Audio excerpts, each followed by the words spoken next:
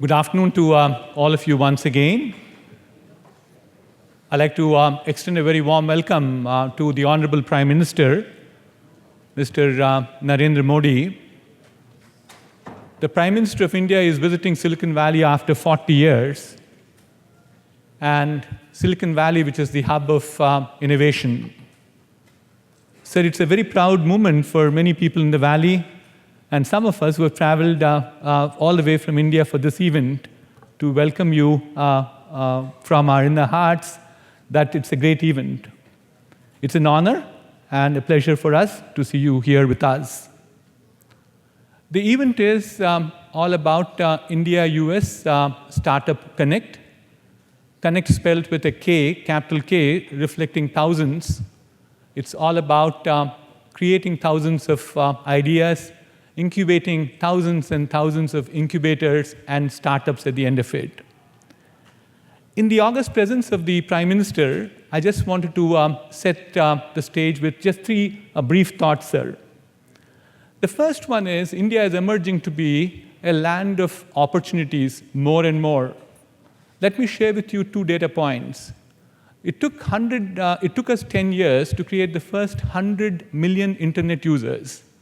It took us 3 years thereafter to create the second 100 million users. But for the third 100 million internet users, it took us less than 12 months. That's the pace at which India is progressing. It's a pace of exponential growth at this point of time.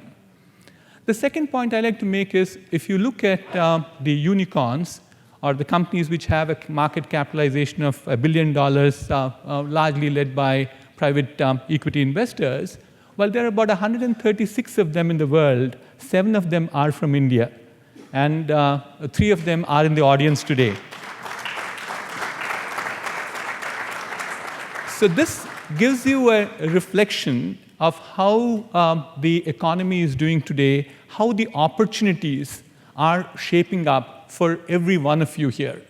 So therefore, I like to say that it's a great place to be in at this point of time to exploit those opportunities. The second point I like to make is India is a place which is now open and connected.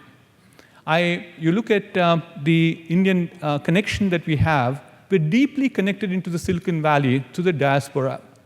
While Indians make about 6% of the Indian diaspora, but 15% of startup companies have been created by Indians in the Silicon Valley. That's a great reflection of how Indian entrepreneurship has done in this part of the world.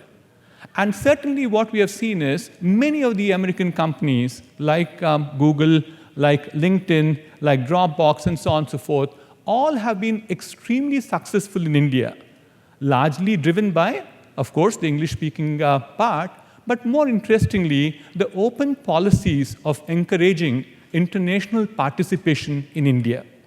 So it's the open, connected world which makes India distinctly different. The third point I'd like to make is, sir, after your government came into power about a year and 4 months back, I think we have seen a welcome change in India. There have been consistent policies that we have seen, very progressive policies all the time, which are encouraging different sets of companies, whether it is large or small. And I like to acknowledge the new coinage the Honorable Prime Minister brought about in the last few days called personal corporations. There is public sector, there is private sector, and there is personal sector, which just gives you an indication of how much amount of focus he has on the new companies coming up or the startups that are coming into existence. While it is true that there are some challenges still there in terms of the cross-border investments, there are challenges in terms of some of the bankruptcy laws, venture capital, skilling India, and so on and so forth.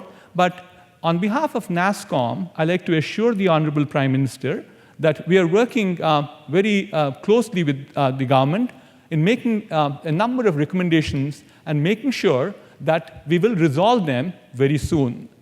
So this is an assurance from NASSCOM to the Honorable Prime Minister. And lastly, we certainly want to assure the Prime Minister that we live up to his very inspiring slogan of Startup India, Stand Up India.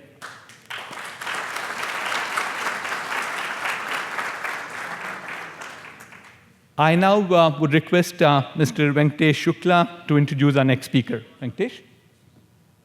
Thank you.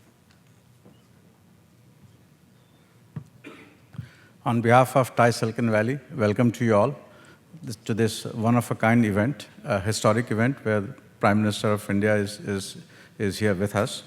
And it's my honor and privilege to introduce an icon of Silicon Valley. Reid Hoffman is co-founder and executive chairman at LinkedIn. His partner at one of the bluest of blue chips venture funds, Greylock Partners. He is an accomplished entrepreneur, executive, and investor. And he has played an integral role in building some of the biggest consumer internet companies, not just LinkedIn. He has also been involved, you see, as a venture and as an angel investor in the biggest names that you can think of, like Facebook, Airbnb, Flickr, Mozilla, and Zynga. He serves on a number of nonprofit boards, including Kiva, founded by Premal Shah, Endeavor, and Do Something. He is co-author of 2 books, the New York Times bestsellers, both of them, The Startup of You and The Alliance. He is an Aspen Institute Crown Fellow, a Marshall Scholar at Stanford, and a graduate of Stanford University. It's truly my honor to request Reid to come and share his perspective on startups, innovation, and whatever else he wants to share with us. Thank you, sir.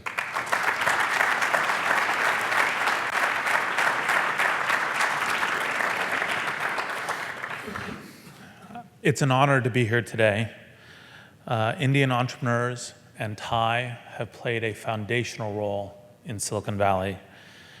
And entrepreneurship is key for how you develop new technologies and how you deploy them in ways that they help elevate humanity. Some of these statistics have already been mentioned, but even with a tiny percentage of Indian entrepreneurs coming here from India, they're responsible for nearly 15% of the startups that get created, that have been created in Silicon Valley. Actually, 6.5% of all startups in the US and 8% of all technology startups in the US, with less than 1% of the population. It's pretty amazing. I think it's one of the reasons why Silicon Valley enables such amazing growth to scale-ups, because this pool of knowledge and talent that is collected here from India and other places in the world have created a partially global culture, a sense of not only are we trying to just build something interesting here, but build something interesting for the world.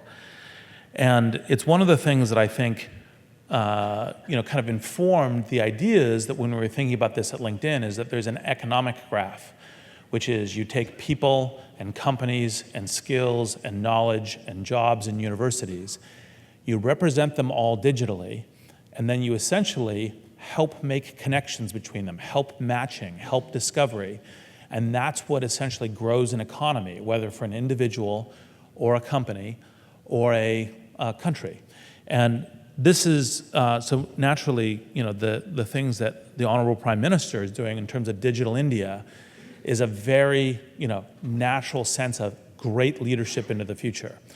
Because when you represent these things digitally, allow people to participate in them, that essentially raises economic outcomes. And there have been a lot of good, rigorous studies that have shown that as you increase telephony, so for example, every 10 basis points or so, that you increase telephonic connection, the connectivity between the people, you increase GDP by 50 basis points or more. And that this increases the purchasing power of a middle class, it increases the economic outcomes. Well, that's part of what the internet and the digital revolution have been doing here in Silicon Valley, and it's part of what I think is so magnificent about the Digital India initiative, because the question is, how do you get all of these people connected and building their path as individuals and as companies to the future? And there's no concern, of course, about having a culture of boldness, because we already see that from the Indian entrepreneurs who come here. And I think that the question about what you can create is essentially empowerment and enablement for everybody. Now, this is no surprise to the Honorable Prime Minister, of course, because deploying such technologies as holograms in order to bring humanity to the people is obviously a move of the future and something that people in Silicon Valley here would have thought of as well, so it's obviously no surprise. I guess the last thing I would say about entrepreneurship is the key thing for this is the class I'm teaching at Stanford right now, is that the key successes of Silicon Valley is not startups actually, but scale-ups. And it's efforts that come out of India, major companies, major entrepreneurs, a great country that actually, in fact, is part of that information that brings those scale-ups to, that's knowledge of scale-ups here, and then also creates the goodness in the world. And so the thing to think about is not just that creation of startup, but actually how you create companies that are world transforming in terms of their impact. And so with that, thank you, and it's a great honor to be here today.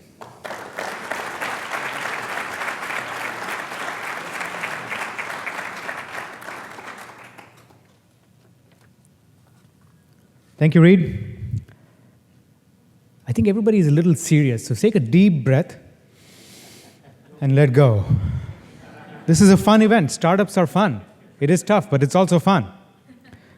Following the Prime Minister's clarion call from Red Fort about Startup India and Stand Up India, NASSCOM, the IMA Center for Incubation and Innovation, and TiE Silicon Valley put together the Startup Konnect program. Mr. Mohan Reddy briefly talked about it. We've taken, sir, 40 startups from India and from the US and given them an opportunity to meet with investors here in Silicon Valley. And because of that excitement, we're also going to take them to Boston. These startups get a chance to speak to investors, to other entrepreneurs, and also to mentors. To give you a little bit of a background about the innovation and all the good entrepreneurship that is happening in India, we'd like to play a very brief video which has been created to show you the upstarts from India.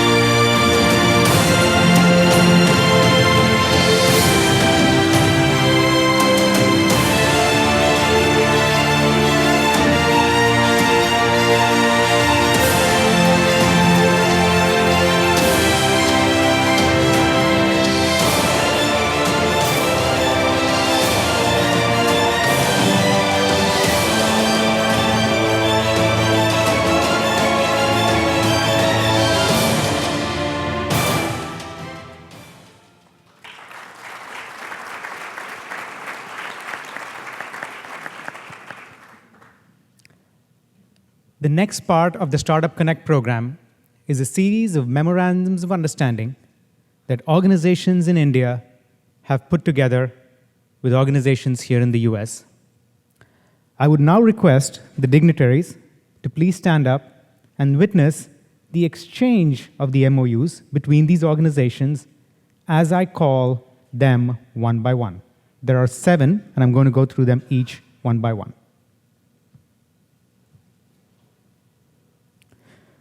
The first MOU is between the Center for Cellular and Molecular Platforms in India, CCAMP, and the California Institute for Quantitative Biosciences to collaborate for Indo-U.S. life sciences and creating innovation hubs.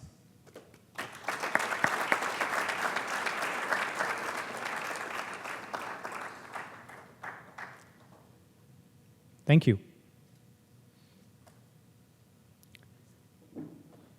The second MOU is with the Department of Biotechnology, Government of India, and Prakash Lab from Stanford University to collaborate for the development and deployment of products from Prakash Labs.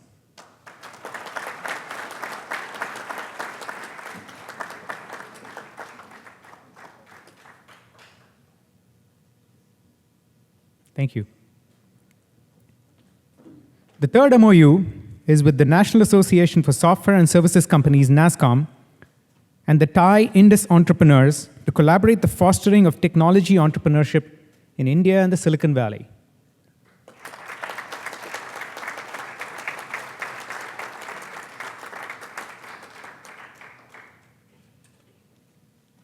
The fourth MOU is with the IIM Center for Innovation, Incubation, and Entrepreneurship, CIIE, and the Lester Center for Entrepreneurship of the Haas School of Business in University of California, Berkeley. This is for the collaboration to jointly promote technology in entrepreneurship in India.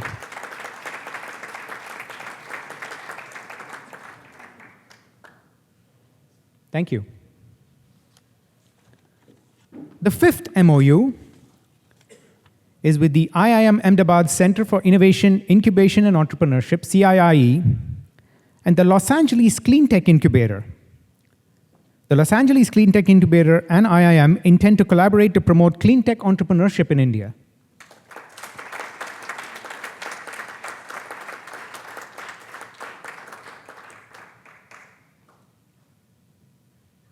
The next MOU is IIM, Center for the Innovation, Incubation, and Entrepreneurship, with Tata Trusts to collaborate and jointly promote tech and impact entrepreneurship in India.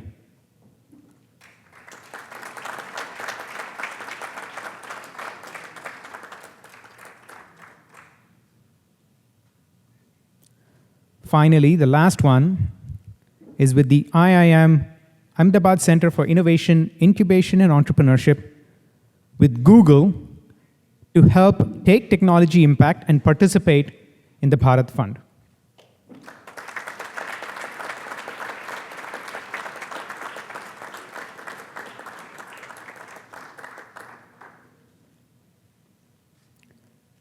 Thank you. You may now take your seats.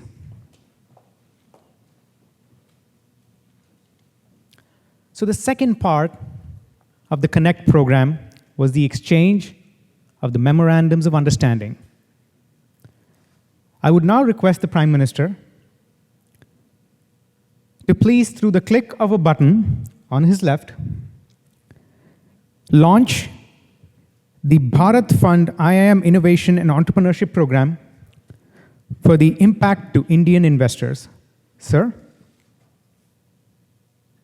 Technology startups have completely revolutionized the lives of India's urban consumers. However, India's masses are still largely untouched by this entrepreneurial movement. This is the real India, the Bharat, comprising 1 billion+ people. Solutions for tens of millions have ended up becoming billion-dollar businesses, and those for Bharat's billions can be worth far more. We need ideas to democratize healthcare. We have to improve agricultural efficiency. We need distributed energy to empower the poor and the industries. technology has the potential to solve most difficult problems and create sustainable growth for Bharat.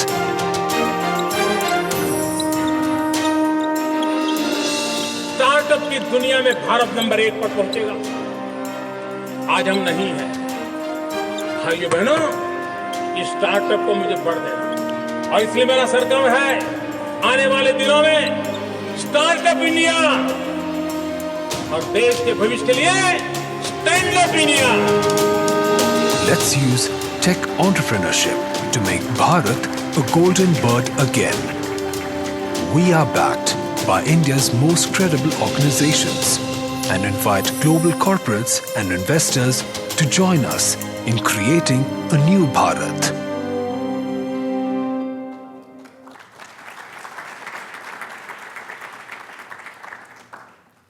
The third part of the Startup Konnect program is the Bharat Fund.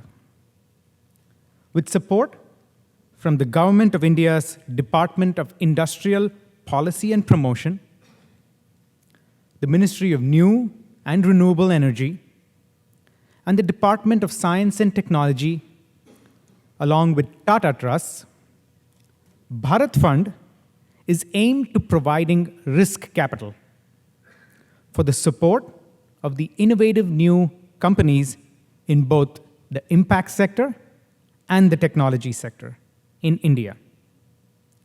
It is a very focused venture fund and has an ecosystem development effort as well.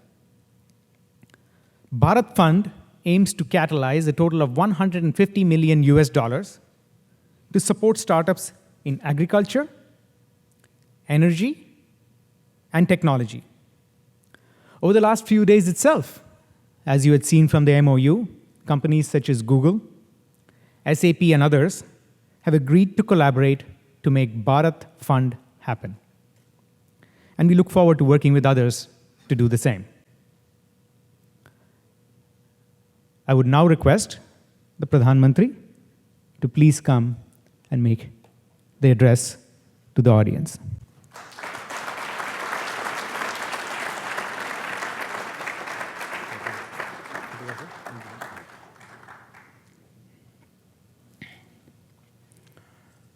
Thank you, everyone. Let us give a big hand to our outstanding young exhibitors today.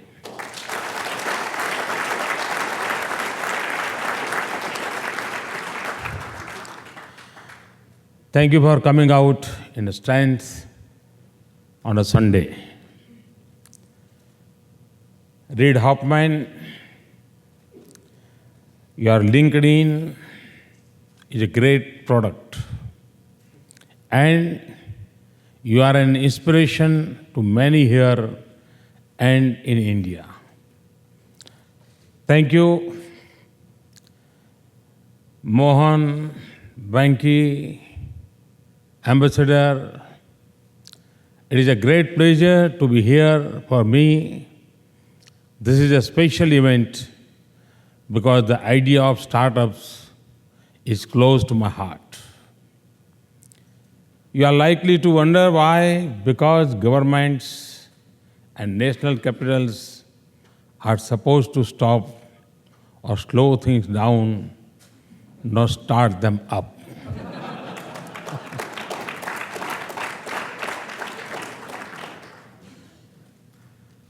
I know this was once the view of Washington from Silicon Valley, and this is exactly how techies in Bangalore thought about New Delhi.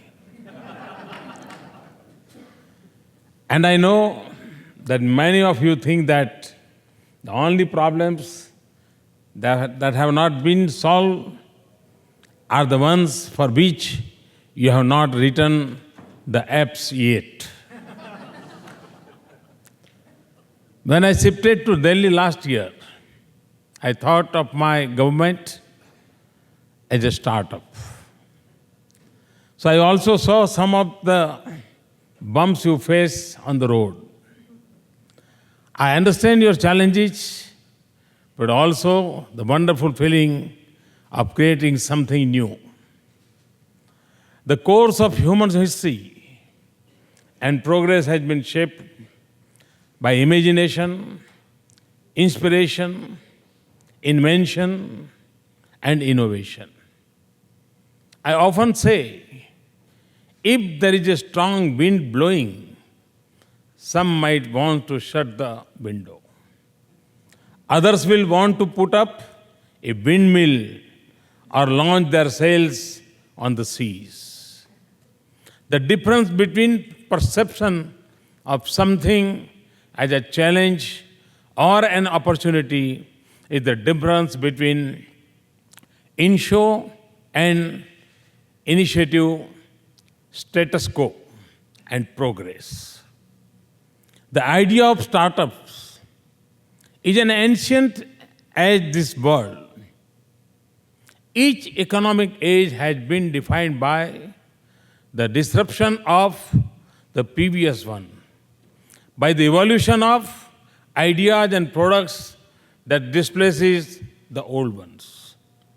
Startups have always been the engine of progress. The mega corporations of today were startups of yesterday.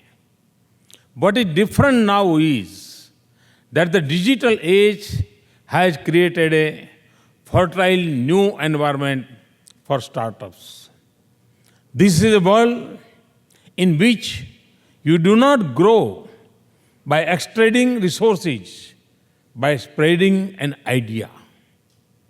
More than the creator, it is the consumer who discovers applications. Today, the startups defy the natural rates of growth. An idea can become a global name within a year.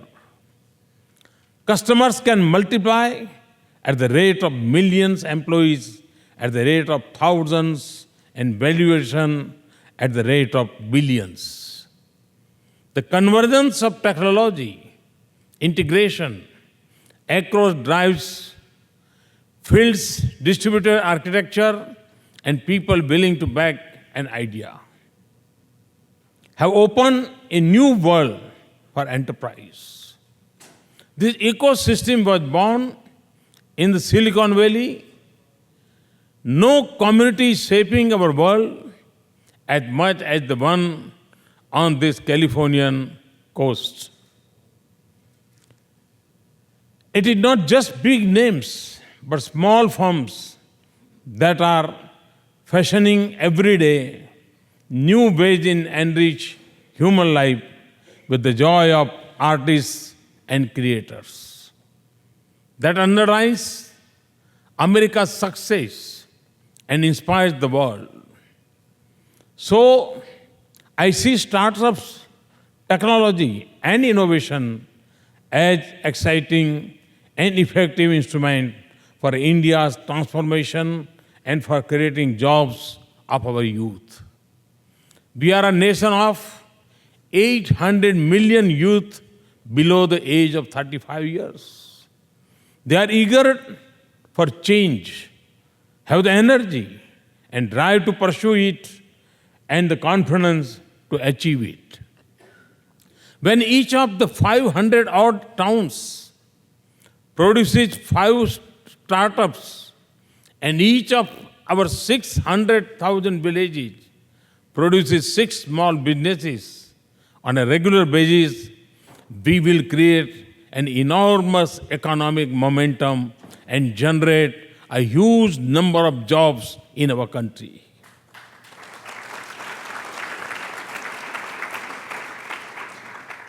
India's own ecosystem of startups is evolving rapidly. It is driven by the energy, enterprise, and innovation of our youth. We have a huge market with rapid growth and untapped opportunities in every sector. We now have the institutions, incentives, and interest for new ventures. We have incubators, accelerators, and investors willing to back an idea and assume risks. India has woken up to the potential of startups ventures with great enthusiasm and energy. In the past few years, they have grown rapidly. We have here an outstanding group of startups from India. They are applying technology to transform healthcare, education, clean energy, security, financial inclusion of the poor, and access to clean water. Our startups represent not just commercial success stories, but are powerful examples of social innovation. The pace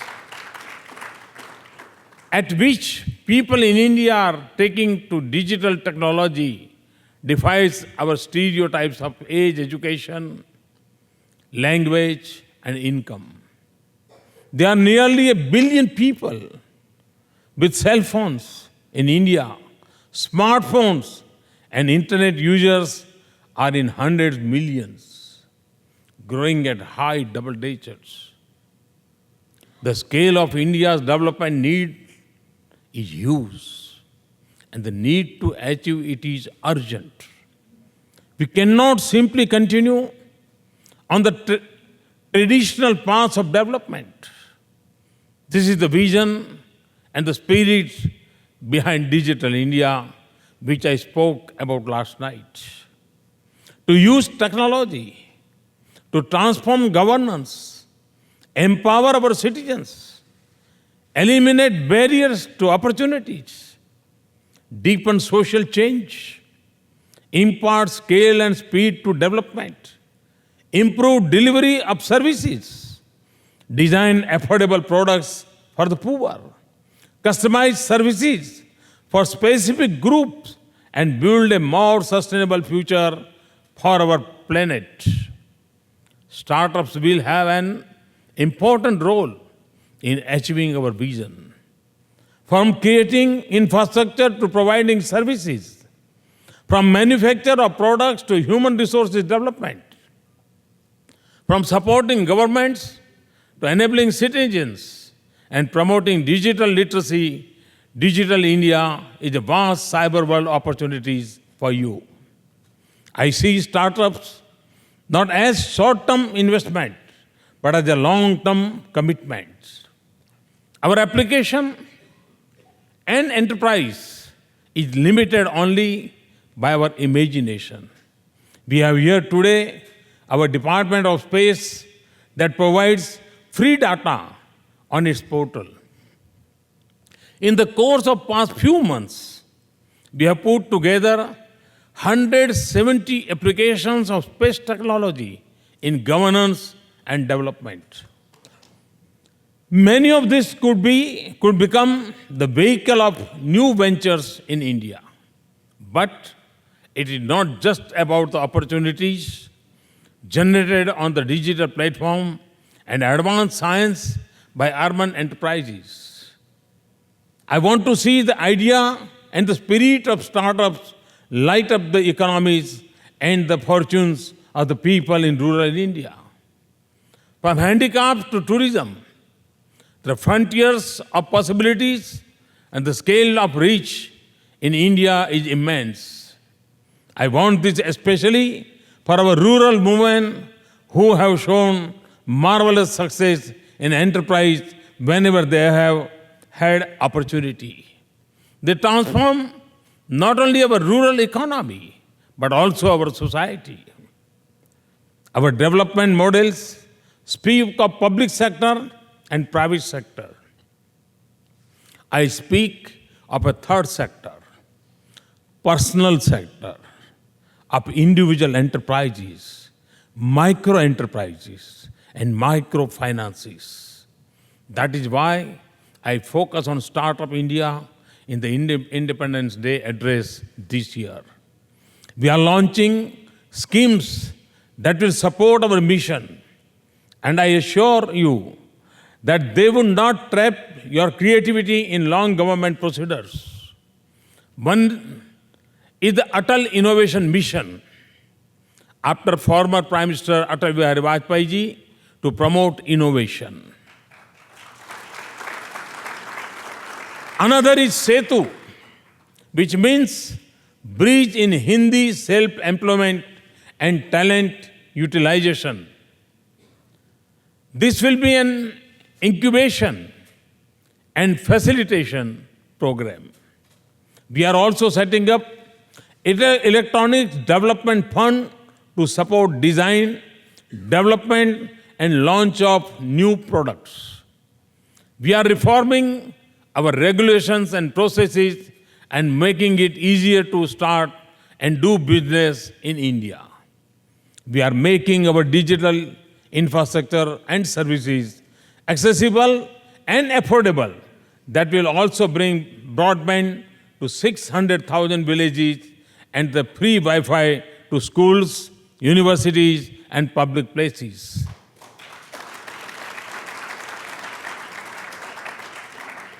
We are also giving the highest importance to data privacy and security, intellectual property rights, and cyber security. So Make in India, Skill India, and Design India will create a surge of opportunities. So friends, as we thought of startups, it was natural to choose Silicon Valley for our first overseas event.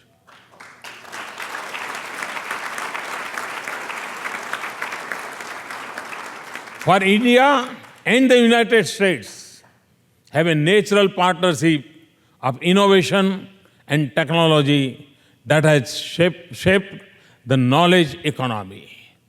I am told that Indians account for 15% of startups here.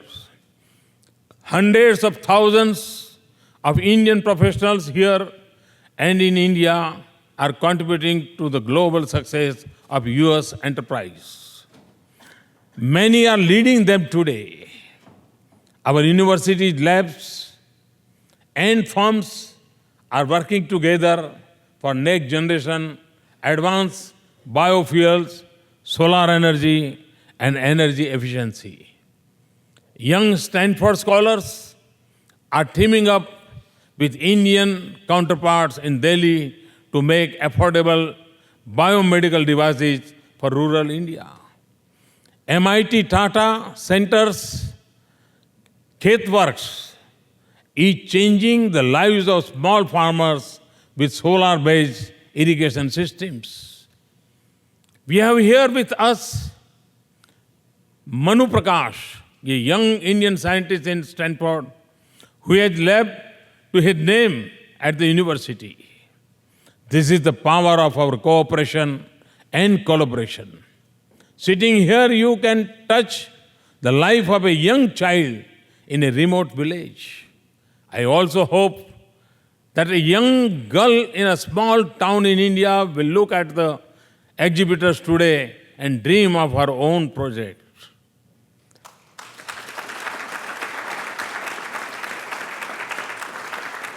And someone in Mumbai or the Bay Area will be the angel to her dreams. This is the possibility. This is the possibility of the digital bridge to connect distant lives and change fortunes and future. This is the potential of youth and innovation. It can ignite a partnership between India and the United States, which can advance prosperity in our two countries and give new content to our strategic partnership. It can enable us to lead in the digital century and find solutions to enduring human problems and emerging global challenges. I'm delighted to see so many new partnerships formed today. I'm honored to launch the Bharat Fund today, which stands not just for India, but also for better health, agriculture, renewable, and technologies. I'm delighted that Qualcomm announced a fund of 150 million US $ for startups in India. I want to thank TIE for its valued suggestions for creating a more supportive environment for startups. I know you will succeed on the strength of your genius and enterprise, but when you need a helping hand or when you find hurdles in your way, we will be there for you. Let me thank NASSCOM, Indian Institute of Management, Ahmedabad, and TIE Silicon for this very special event. I am confident that you have inspired many young talents in India, launched thousands and new dreams, and shown the seeds of many India-U.S. partnership. Thank you very much.